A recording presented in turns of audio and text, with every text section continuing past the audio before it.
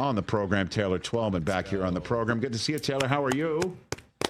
I'm just trying to figure out what the black Captain Crunch's name would be. You know what I mean? I'm trying to figure out who it would be. It would be O'Shea Jackson Jr. Apparently, that's what it was. It would be the Blapton. For sure. Blapton Crunch. Can we take... Come on, Taylor. Can we take Taylor wide here for a moment? Just the full thing here. Are you in the Messi mobile? What is this? Like where it's just I'm in my car, and I'm just enamored that like you can blur your background so it looks like a floating head. So like now I can just be everyone that's watching the show. I can be their nightmare for this Friday night. I just had a floating head. Yeah, I had no idea if there was like an actual car with just windows that Messi travels around in, and you were able to use it right now. I just don't know. That's what it looks like to me. I just dropped him off at physical therapy after they missed the game last night for Inter-Miami. So he's doing well. Thanks for asking. Oh, my God. So what is going on in the MLS that we should know about since you and I last conversed a few weeks ago here? Defending champion LA Galaxy. I gave you a little bit of a heads up, and here we are. They've played 3 competitive games and lost all 3 of them. It's weird to say it's week 3. Is it a must-win game at home? Rich, it kind of is for them in a weird way. They're dealing with injuries. They're dealing with a makeshift roster after winning last year. And then their bitter rivals, LAFC, who I'll do tomorrow in Seattle, they haven't given up a goal in 360 minutes. So LAFC is motivated by the fact that their rivals, the Galaxy, won it last year. And right now, if you ask me who the best team is, March 7th, prisoner of the moment, you're putting LAFC in the argument. If it's not 1A, they're 1B. Okay. Well, I mean, I guess this is the way of the world right now.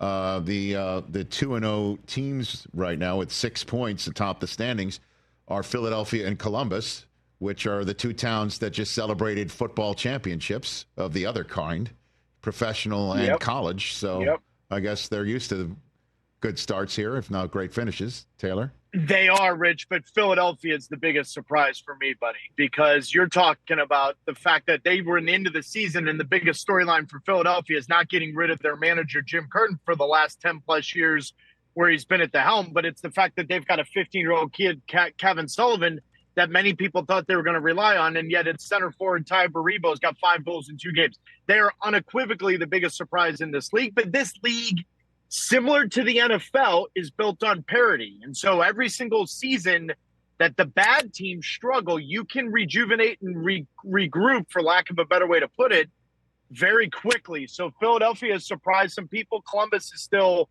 very good. They will be for the rest of the year, but Philadelphia is the biggest surprise. What else do we need to know, Taylor? What have you been enjoying seeing? Again, it's only been a couple weeks, but, walk me through it. Messi's not playing. What's up with and the fact that I don't know. I don't know the answer, because what's weird to me is when you say rotation of the squad and congestion of the schedule, which, by the way, doesn't really exist for them because those guys don't want to play. They don't want to train. They'd rather play games. He's the only player being rested. Every other player that's being rested or not being played has been said publicly he's injured. Yet Inter-Miami is publicly saying, no, he's not injured. We're just resting him. Well, that's 2 games in a row now. You missed Sunday at Houston. Now it's Thursday. You missed the CONCACAF Champions Cup. Does he play this Sunday against Charlotte? World Cup qualifiers are coming up. Rich, it's the biggest talking point of the league because it's a World Cup qualifying year. So is this what Messi has to do at age 37 in order to be fit for the league or whatnot? Is that he has to take a week off here or there? But the lack of transparency from Inter-Miami leaves all of us hanging by a thread, and quite honestly, it's borderline ridiculous if you ask me. So, what is your read on it? Is this what is happening, where he's tapping out for a week for more, I guess, nationalistic reasons? I think he's trying to mitigate the miss a month versus just missed 5-6 days. Sunday's game will tell me if it's an injury or not, because now it'd be a full week. If he plays Sunday against Charlotte at home, then this is the new way that Messi's got to navigate his career, and he's going to have to play through it. If he doesn't play, he's injured. And I don't care what they tell you.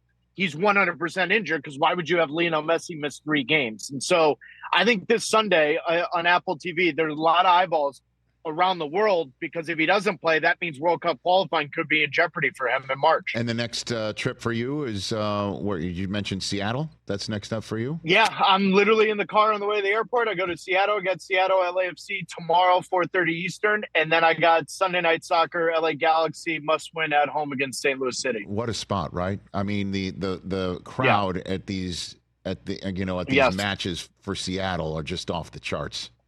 You know, Rich, it's a different world now. You know what I mean? The game day experience, it's very similar. You and I talked about the Four Nations experience with the NHL All-Star Game.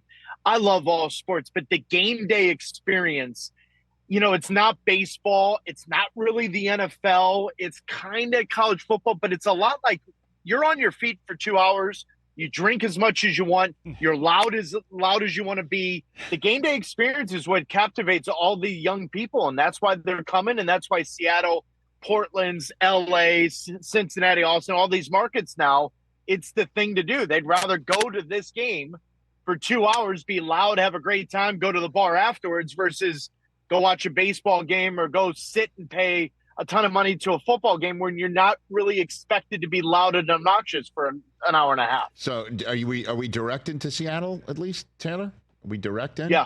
We're good? Yep. What do you Yeah, we're good. What do you Is that all right, Messi? Am I cool to do that? Yeah, cool. Good. We all know Messi's not backseat driving, Taylor. Oh, absolutely he is. He refers to me as driver there, and then he sees me at the games, and he's like, wait a minute, you drove me this morning to get a cappuccino and a mate. What are we doing? I thought he goes to the Publix just like us, man. I thought he feeds his kids sugar cereals. He does. He's the one feeding his kids Cap and Crunch. He's the one doing that. We've seen that. Or Blap and Crunch now. No, look at you. No, his is the Latino Catino Crunch. Catino.